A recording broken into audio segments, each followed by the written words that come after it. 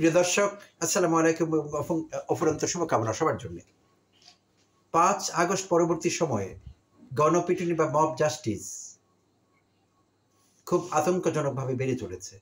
এর আগেও দেশে মব জাস্টিস হয়েছে, বাট ৫ আগস্ট পরবর্তী সময়টাতে অনেক বেড়ে গিয়েছে। গত ৪৮ ঘন্টায় আমরা যদি নিউজ পেপার হেডলাইনের দিকে তাকাই, তাহলে দেশের কয়েকটি জায়গায় মব জাস্টিস হয়েছে। এর মধ্যে যশোরে ঈদের দিন রাতে পটকা ফোটানো নিয়ে মারামারি, ছুরিকাঘাতে তরুণ নিহত। লক্ষ্মীপুরের চোর সন্দেহে এক ব্যক্তিকে পিটিয়ে হত্যা একদিন আগে। ৩০ মার্চ বরিশালের হিজলা উপজেলায় এক জেলেকে পিটিয়ে হত্যা। নড়াইলে আলুর দাম নিয়ে বিতণ্ডা, সবজি দোকানের মারপিটে শ্রমিক নেতার মৃত্যু ৩০ মার্চ। আর এই সব কিছুকে ছাপিয়ে গতকাল নরসিংদীতে একটি হৃদয় বিদারক ঘটনা ঘটেছে।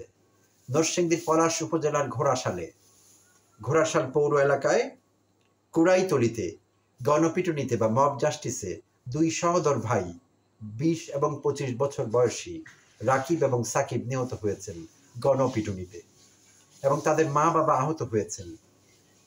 তো এই বিষয়টি বেশ সারা দেশে এখন আলোচনা, এই নরসিংদীর এই হত্যাকাণ্ডটি নিয়ে। সহোদর দুই ভাই, তাজা দুটো প্রাণ ঝরে গেল, ২০ এবং ২৫ বছর বয়সের। থাম্বনেইলে তাদের ছবি দেয়া আছে, দর্শক আপনারা দেখতে পাচ্ছেন। এইটি সহ্য করবার মতো কোনো বিষয় না, নরসিংদীর ঘোড়াশালের কুড়াইতলিতে।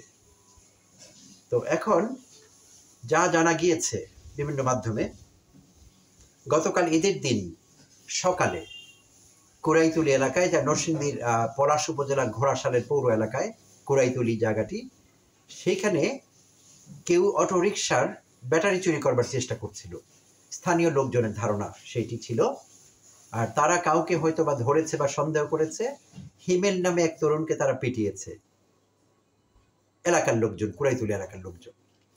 আর বিকেলবেলা হিমেলকে কেন পিটানো হয়েছিল এটি জানবার জন্যে রাকিব এবং সাকিব, নিহত দুই ভাই, দুই সহোদর, সেখানে এসে স্থানীয় লোকজনের সঙ্গে ঝগড়া করেন, তর্ক বিতর্কে লিপ্ত হন, এবং সেখানে জানা যায় যে একজন অটোরিকশা চালককে তারা মারধর করেন। ফিরে গিয়ে সন্ধ্যায় আবার তারা ৩০-৩৫ জনের একটি গ্রুপ নিয়ে আসেন, রাকিব এবং সাকিব। ফলে বিষয়টি দুই পক্ষের মারামারিতে রূপ নেয়। আর সেখানে স্থানীয় জনতা রাকিব সাকিবকে পিটুনি দেন। শুধু পিটিয়েই ক্ষান্ত হননি, তাদেরকে খুব সিরিয়াসলি কোপানো হয়, ধারালো অস্ত্র দিয়ে কোপানো হয়। আর ফলশ্রুতিতে হসপিটালে নেওয়ার পথে, সদর হসপিটালে নিয়ে যাওয়া হচ্ছিল, নরসিংদী সদর হসপিটালে, সেখানে এক ভাইয়ের মৃত্যু হয় রাস্তায়। আরেক ভাইকে ঢাকা মেডিকেল কলেজে নেওয়া হচ্ছিল উন্নত চিকিৎসার জন্য, অর্ধেক পথে তার মৃত্যু হয়। তো ২০ এবং ২৫ বছর বয়সী রাকিব এবং সাকিব নিহত হন গতকাল।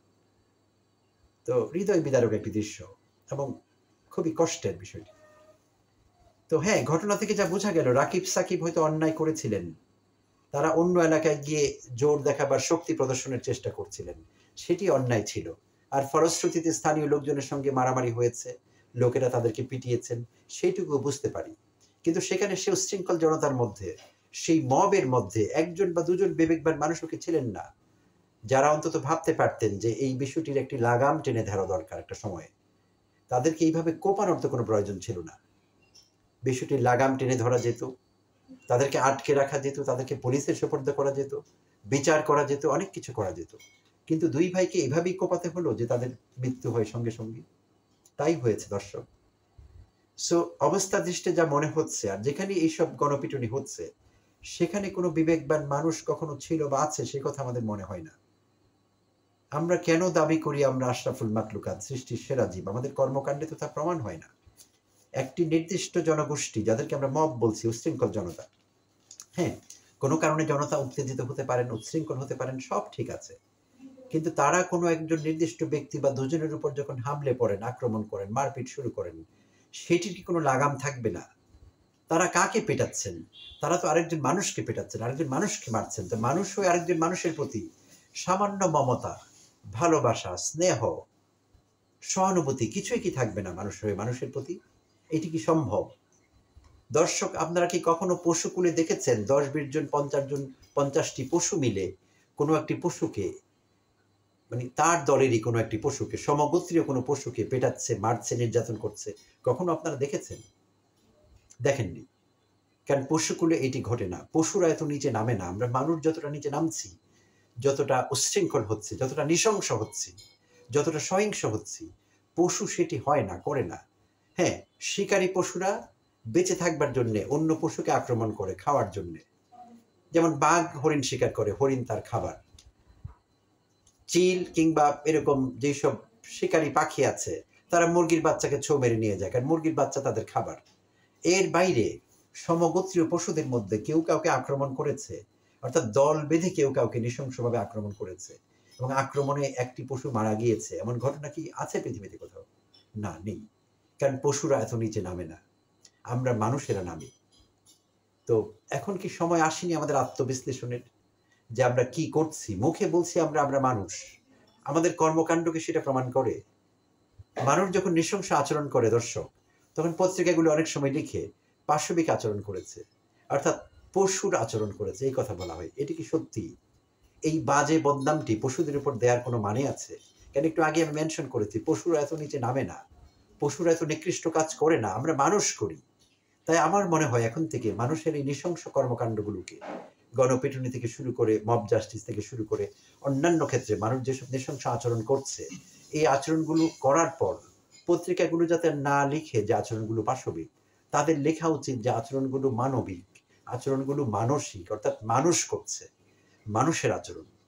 অন্য বিনা কারণে নিরীহ পশুর উপর এই দোষটি চাপিয়ে তাদের বদনাম করার তো কোনো মানে হয় না, এবং সেই অধিকার তো আমাদের নেই।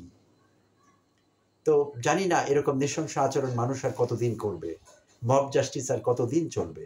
হ্যাঁ, সরকার সীমিতভাবে এই বিষয়ে কিছু ব্যবস্থা নিচ্ছে, বাট সেইটি যথেষ্ট না। আর সরকার এইটি পুরোপুরি বন্ধ করতে পারবে তাও আমার মনে হয় না।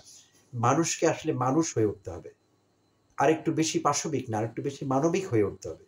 তবেই এইসব মব জাস্টিস, এইসব হত্যাকাণ্ড, এইসব নৃশংসতা বন্ধ হবে। আমরা সে অপেক্ষায় থাকলাম, মানুষের শুভবুদ্ধির উদয় হোক, সেই কামনা করে ভিডিওটি শেষ করছি।